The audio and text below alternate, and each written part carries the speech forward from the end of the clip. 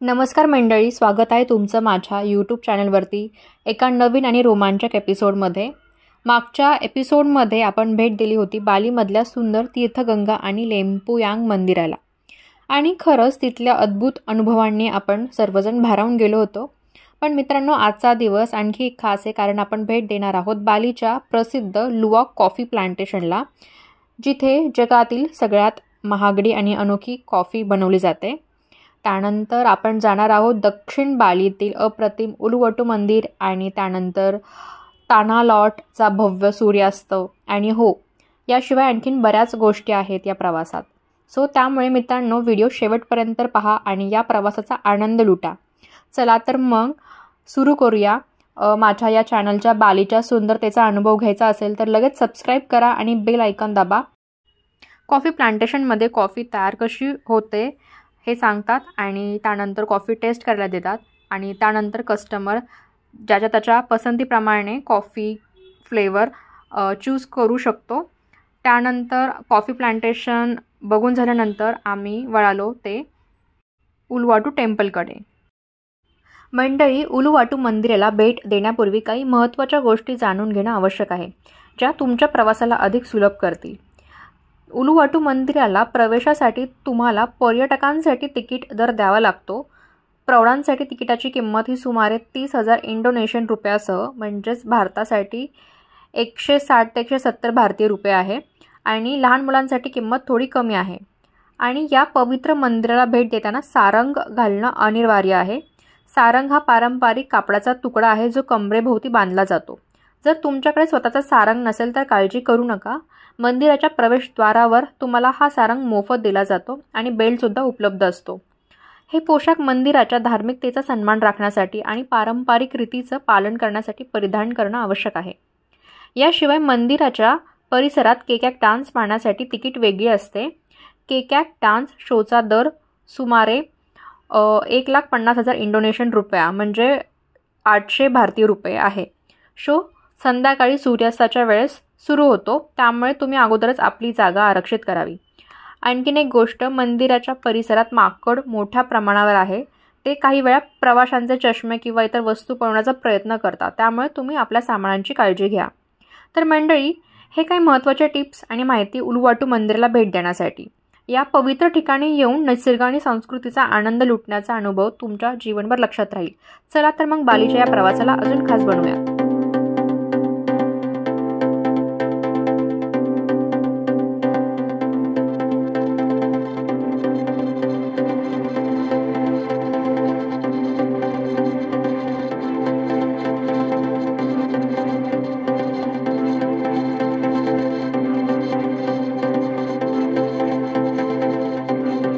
आता आपण पोहोचलो आहोत बालीच्या दक्षिणेकडील टोकाला, जिथे वसलेलं आहे एक अद्वितीय आणि पवित्र स्थळ उलुवाटू मंदिर।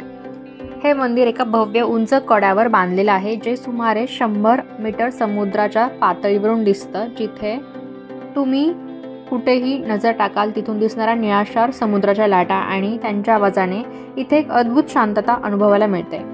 उलुवाटू मंदिर हे बालीच्या सर्वात प्रतिष्ठित मंदिरांपैकी एक आहे। त्याचा परिसर देखील खूप सुंदर आहे आणि इथून समुद्राचं भव्य दृश्य तुम्हाला थक्क करेल।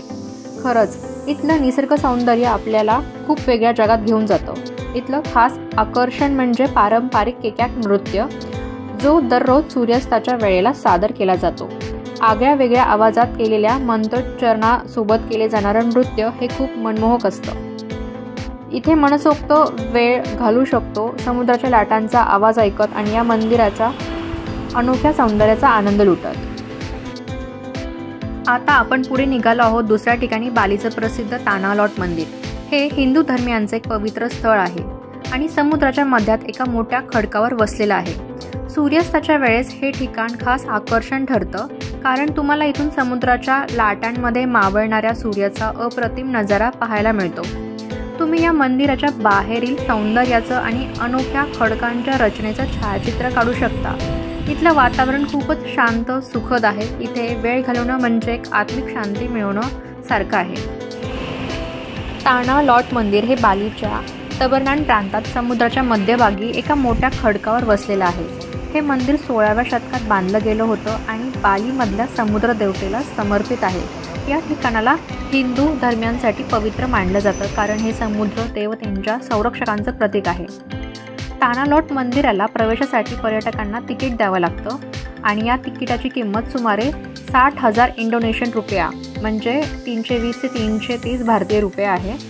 आणि मुलांसाठी किंमत कमी असते, ती 30,000 रुपया म्हणजे 160 ते 170 भारतीय रुपये आहे. मंदिर सकाळी 7 ते संध्याकाळी 7 पर्यंत पर्यटकांसाठी उघडं असतं. मात्र सूर्यास्ताची वेळ तानालॉट पाहण्यासाठी सर्वात सुंदर असते, त्यामुळे संध्याकाळी इथे लवकर पोहोचण्याचा प्रयत्न करा.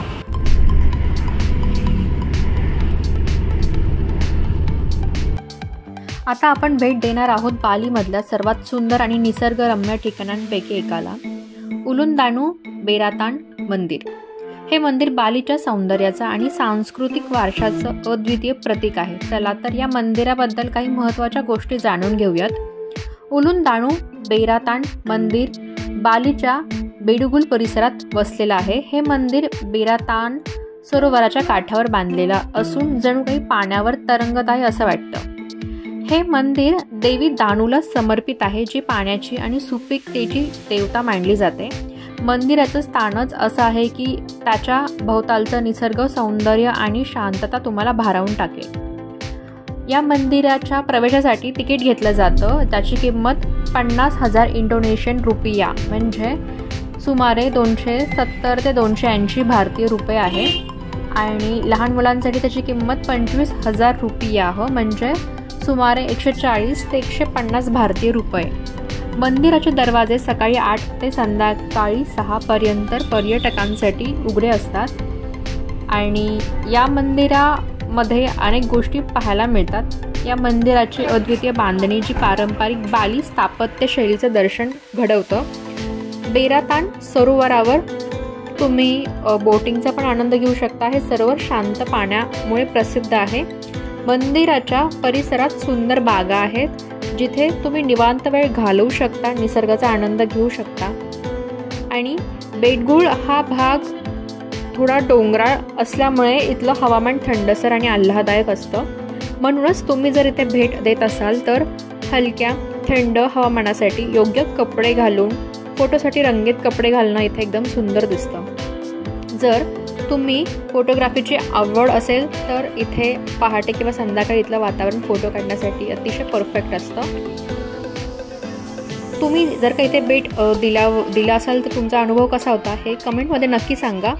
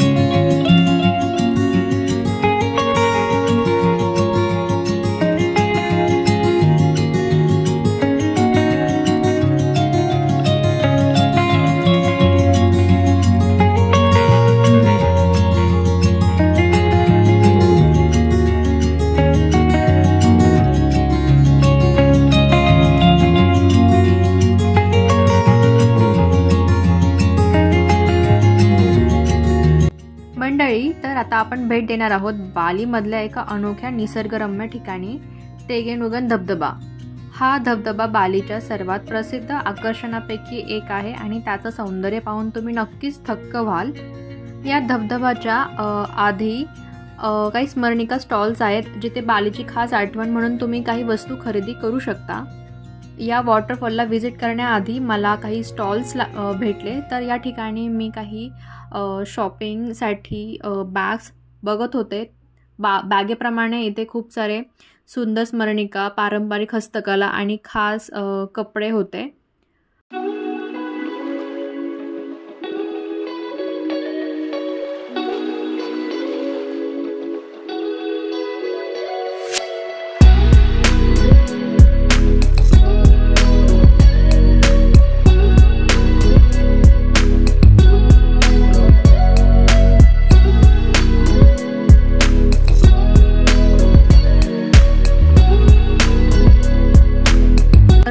खरेदीचा आनंद घेतल्यानंतर मी वॉटरफॉलला व्हिजिट घ्यायला निघाले।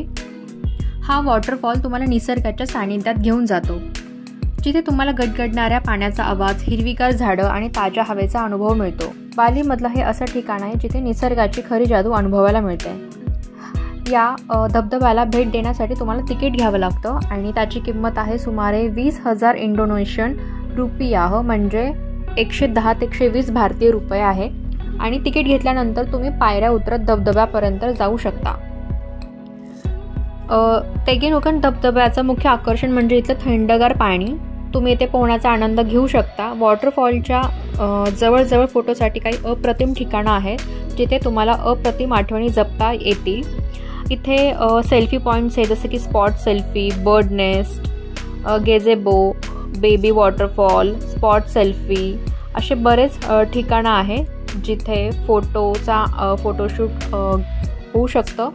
आणि इथे एका छोट्या झऱ्याचं पवित्र पाणी आहे, ज्याला स्थानिक लोक पवित्र जल मानतात।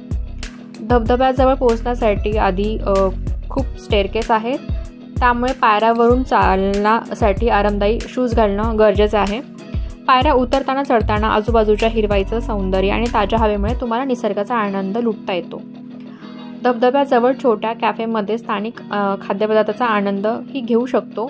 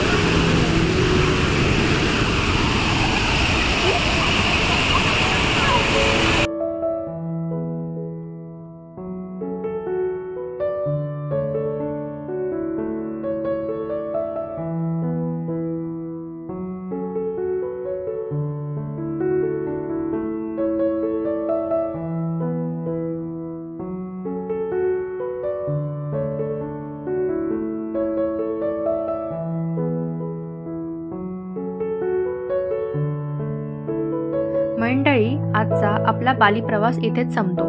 आपण पाहिलं तेगेनुगन धबधबा आणि तिथल्या परिसराचा अनोखा अनुभव घेतला आणि याशिवाय स्थानिक खरेदीचा पण आनंद घेतला। बालीच्या संस्कृतीची झलक पाहायला मिळाली। या प्रवासानंतर आता मी परतले आहे माझ्या सेमिनायकमधल्या ड्रीम बाली विलामध्ये आणि तुमच्यासाठी मी हॉटेलची झलक दाखवते। हा विला आणि इथलं वातावरण शांत, आल्हाददायक वातावरण आणि आरामदायी सुविधा आहे या विलामध्ये। तर हा आहे माझा असा प्रीमियम बाली विला।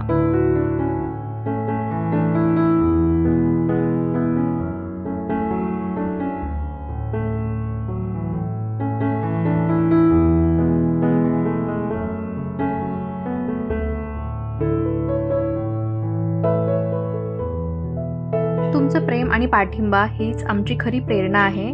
त्यामुळे व्हिडिओला लाईक करा, तुमच्या मित्रांसोबत शेअर करा आणि माझ्या या यूट्यूब चॅनलला सबस्क्राईब करायला विसरू नका. तुम्हाला हा प्रवास कसा वाटला हे कमेंट्समध्ये नक्की सांगा. बालीच्या प्रवासात आणखी कोणती ठिकाणं पाहायची आहेत त्याचीही सूचना द्या.